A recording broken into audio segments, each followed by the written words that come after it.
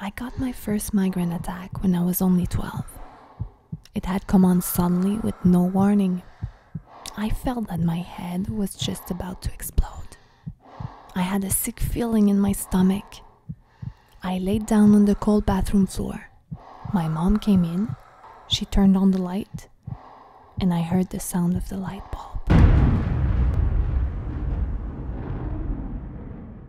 I could hear from the light bulb.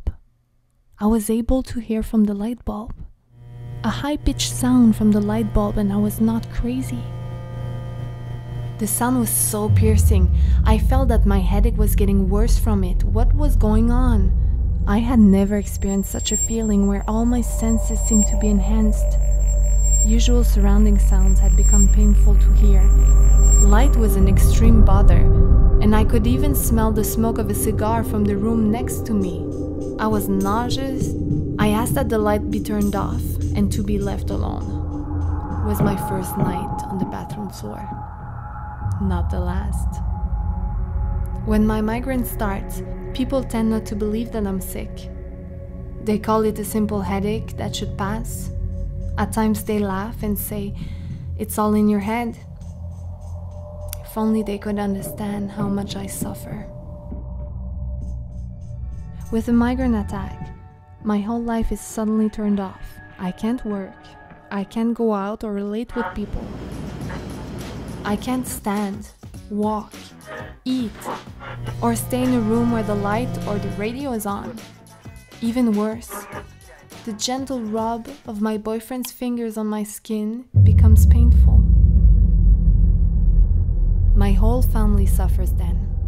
My house becomes sad. No more laughing, no more children running in the hallway, no more loud music. She's sick again, let's be quiet. With those attacks, I feel totally powerless, like secluded on a small boat on an angry sea.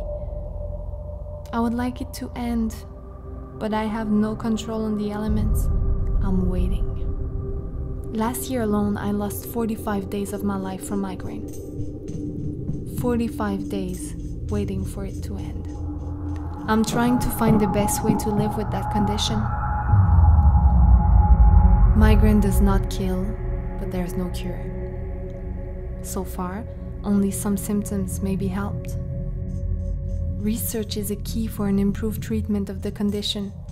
By supporting research, you can improve the quality of life of many members of your family and community.